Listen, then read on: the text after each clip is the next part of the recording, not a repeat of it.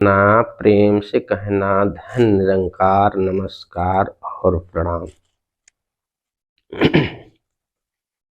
महापुरुषों, इन दिनों निरंकारी मिशन में सात दास को सत्संग करने के दौरान महापुरुषों के सुंदर सुंदर विचार श्रवण करने को मिले और उस विचार के माध्यम से दास ने थोड़ा सा कंप्रोमाइज किया कि शाकाहारी महापुरुषों के द्वारा जो विचार श्रवण करने को मिला तो शाकाहार पर बल देकर यह कहा जा रहा था कि एक संत को, एक भक्त को सात्विक जीवन जीना चाहिए, उनका खान पान सब कुछ सात्विक होना चाहिए। वहीं दूसरी तरफ मांसाहार प्रवृत्ति के महापुरुषों के द्वारा मांसाहार पर बल देते हुए यह कहा जा रहा था कि नहीं, संपूर्ण अवतार वाणी में सहंसा बाबा अवतार सिंह जी महाराज द्वारा खाने पीने पर कोई मनाही नहीं है। जिसका जो जी चाहे सो खा सकता है, इसमें कोई परहेज नहीं है और भक्ति के मार्ग में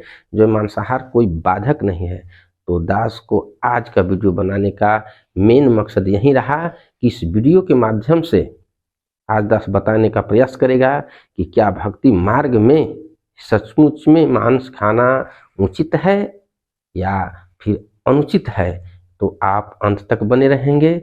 आप सुन रहे हैं बटेश्वर दास विवेकी को, एक कदम परमात्मा की ओर, और यही है सच।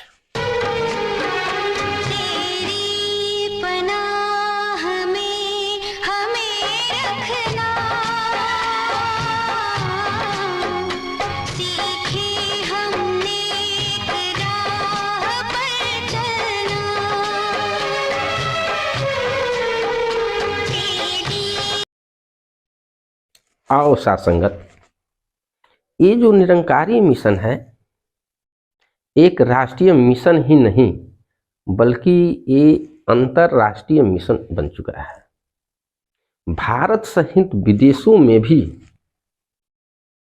चीन, जापान, अमेरिका, रूस, ब्रिटेन, इंग्लैंड यानी ध्रुवीय प्रदेशों का क्षेत्र भी इस निरंकारी मिशन से अछूता नहीं है।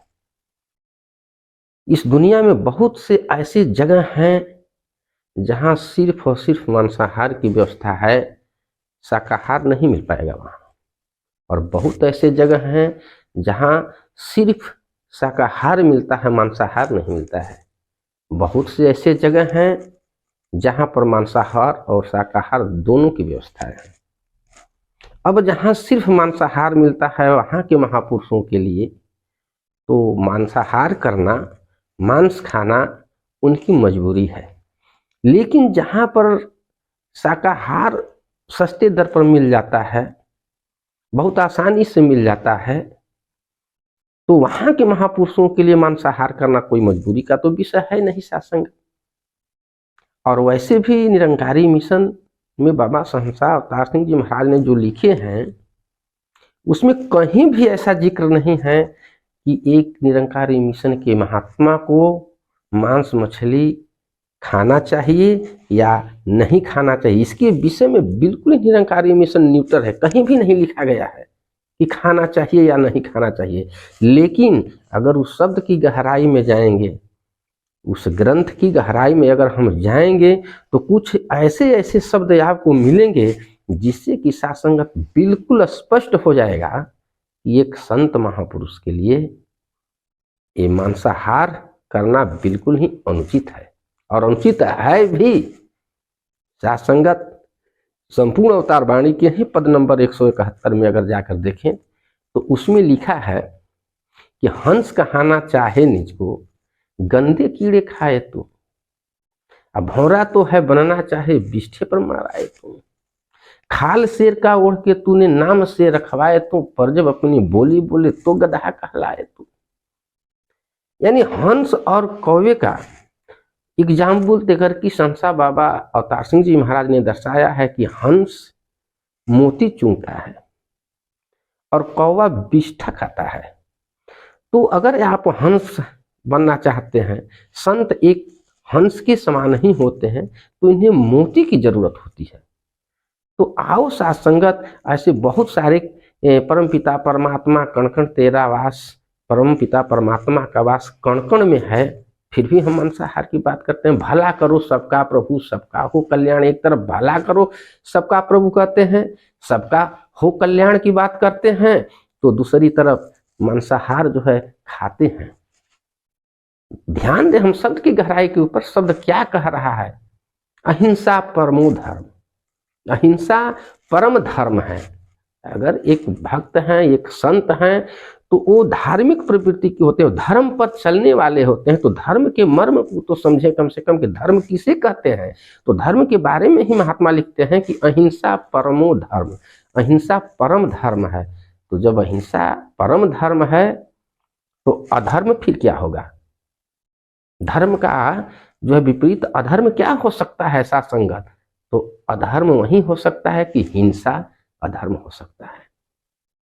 साथ संगत वैसे भी आप कबीरदास जी की वाणी को देखें, रविदास जी की वाणी को देखें, तो वो लोग तो स्पष्ट रूप से इसके बारे में लिख दिए हैं कि मानव तन जे पाई के करे पराया मांस, ते नर दोजख जाएंगे सतभाखें रविदास।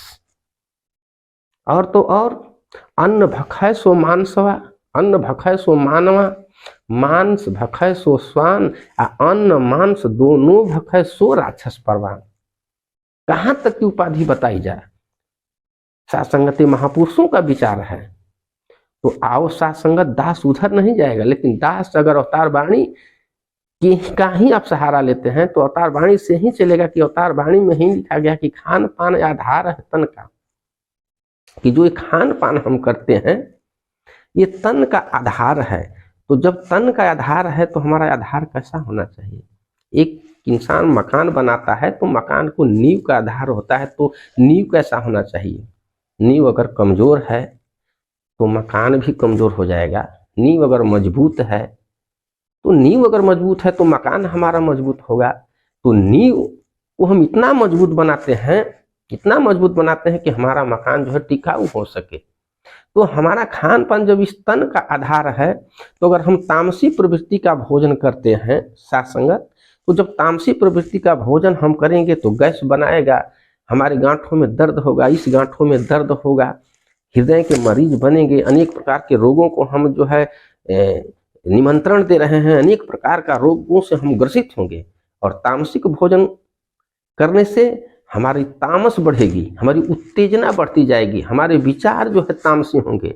लेकिन वहीं अगर सात्विक भोजन करते हैं तो सात्विक भोजन करते हैं तो रोगों से भी हम मुक्त रहते हैं, और इसके अलावा हमारा जो विचार होता है वह भी सात्विक होता है।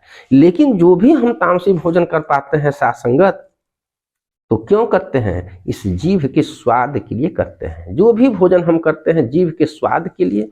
इसे क्या भाता है? खट्टा भाता है, खट्टा खा लेते हैं, चटपटा जीभ को भाता है, चटपटा खा लेते हैं, तीखा भाता है, तीखा खा लेते हैं, लेकिन जीभ तक वह सीमित है। हलक के नीचे क्या उतर रहा है इसे शरीर से कोई मतलब नहीं है, सिर्फ जीभ तक सीमित है। जब वही हलक के नीचे उतरेगा शरीर को यह पता ही नहीं चलेगा कि वह चटपटा था, खट्टा था, तीखा था। जो शरीर के अंग है ना, उन्हें पचाना शुरू करेंगे, उन्हें लुगदी बनाना शुरू करेंगे, उनके रस निचोड़ना शुरू करेंगे, और जो है उससे जो है ऊर्जा प्राप्त करना शुरू करेंगे। चाहे वह तामसी प्रकार के भोजन से नेगेटिव ऊर्जा प्राप्त हो या सात्विक प्रकार के भोजन किए हैं तो उसे सात्विक ऊर्जा प्राप्त हो। आध्यात्मिक जगत में सात्विक ऊर्जा अगर प्राप्त होती है तो हमारी जो विचारधारा होगी वह सात्विक होगी, और जब विचारधारा सात्विक होगी तो साथ संगत हमारा जीवन भी सात्विक होगा। इसलिए दास तो मांसाहार करता नहीं है, लेकिन साथ संगत ऐसा भी नहीं है कि मांसाहार नहीं करता है तो मांसाहारी लोगों से कोई नफरत है और जो शाकाहारी है उनसे प्रेम, ऐसी कोई बात नहीं है। निरंकारी मिशन में स्पष्ट रूप से कहा गया है कि जो जिसके मन को भाए खाए पिए, उसे कोई तकलीफ नहीं है, किसी से कोई नफरत नहीं करनी है। लेकिन एक ब्रह्म ज्ञान ऐसी चीज है कि जब ब्रह्म ज्ञान हो जाएगा ना महात्मा, तो धीरे धीरे धीरे धीरे सारी चीजें जाती रहेगी, सारी चीजें जाती रहेगी। ब्रह्म ज्ञान प्राप्ति से पहले का हमारा जो जीवन था सासंगत अंधकारमय था।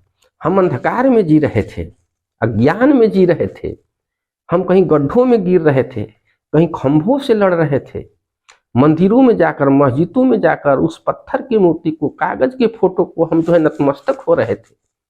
हमारे अंदर अहंकार था, बच्चे को बच्चे के दृष्टिकोण से, पत्नी को पत्नी के दृष्टिकोण से देख रहे थे, लेकिन जब ब्रह्म ज्ञान प्राप्त हुआ तो ब्रह्म ज्ञान प्राप्त होने के बाद का जो हमारा जीवन बदला, जो प्रकाशमय जीवन हुआ साथ संगत, उसमें क्या हुआ कि हमको दिखाई देने लगा कि एक नूर है सबके अंदर, नर है चाहे नारी है। अब उसी अपने बच्चे को हम कहते हैं सुबह उठ करके धन निरंकार महापुरुष हो, अपने पत्नी को कहते हैं धन निरंकार महापुरुष हो। उस मंदिर में अब शीश झुकाते हैं तो कागज नहीं समझ करके उस कागज के अंदर भगवान का दर्शन कर लेते हैं, उस तत्व का दर्शन कर लेते हैं। उस मंदिर में अगर पत्थर की मूर्ति को देख लेते हैं तो मूर्ति को भगवान नहीं समझ लेते, लेकिन मूर्ति के द्वारा माध्यम से हम उस तत्व का दर्शन कर लेते हैं, अपने सदगुरु का, अपने परमात्मा का हम दर्शन कर लेते हैं। तो साथ संगत वो जीवन जो हमारा था, ये अज्ञान रूपी जो जीवन चल रहा था, अब जब ज्ञान रूपी जीवन हमें हुआ, जब हमें रोशनी मिला, तो क्या हम चाहते हैं कि सदगुरु अब अभी जब प्रकाश हमें दे दिया है तो प्रकाश में भी सदगुरु को बताना पड़ेगा कि यहाँ गड्ढा है मत जाओ, यहाँ खंभा खड़ा है वहां मत जाओ, गिर जाओगे। जब हमें आंख दे दिया, रोशनी दे दिया, ये बुद्धि दिया है, विवेक दिया है सोचने के लिए क्या हमारे लिए अनुचित है, क्या हमारे लिए अनुचित है, क्या सदगुरु को हर जगह पर जो है हमें बताना पड़ेगा। हमारी आंखों से मजबूर होकर के बाबा हरदेव सिंह जी महाराज को एक बार कहना पड़ा कि जितने भी संत निरंकारी मिशन के महापुरुष हैं किसी भी प्रकार के नस्ली वस्तुओं का सेवन नहीं करेंगे। क्या आप चाहते हैं कि हमें खाने पीने के लिए भी सदगुरु को बताना पड़े, कहना पड़े? क्या बुद्धि नहीं है, विवेक नहीं है? सब कुछ है। साथ संगत एक बात बताइए कि क्या संत का जीवन सात्विक नहीं होना चाहिए?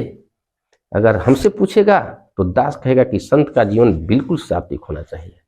क्या संत का जीवन मर्यादित पूर्ण नहीं होना चाहिए? दास से पूछेगा तो दास कहेगा कि मर्यादा से पूर्ण ओतप्रोत होना चाहिए।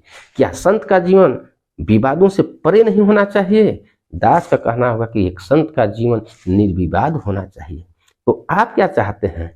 संत एक प्रकाश पुंज होता है, प्रकाश स्रोत होता है, प्रेरणा स्रोत होता है, और संत से सारे लोग प्रेरणा का माध्यम बनते हैं। तो जब एक संत जो है तामसी प्रवृत्ति का होगा, संत ही तामसिक जीवन जिएगा, तो उसे प्रेरणा लेने वाले किस प्रकार का जीवन जिएंगे? ये तो संत को एक सोचना होगा।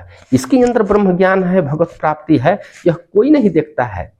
इसका प्रतिफलन तभी होता है कि अंदर अगर परमात्मा की प्राप्ति है, ब्रह्म ज्ञान है, तो इसका प्रतिफल यह होता है कि हमारे आचार विचार, रहन सहन, खान पान से ही लोग प्रेरित होंगे कि हाँ इनके अंदर ब्रह्म ज्ञान है, इनके अंदर ज्ञान है, ये सही में महात्मा है, ये सही में संत हैं। साथ संगत हमें सोचना चाहिए कि अगर हमारे खान पान से हमारे निरंकारी मिशन के प्रति लोग नकारात्मक भाव सोचें तो क्या हम ऐसा चाहेंगे कि लोग सोचें?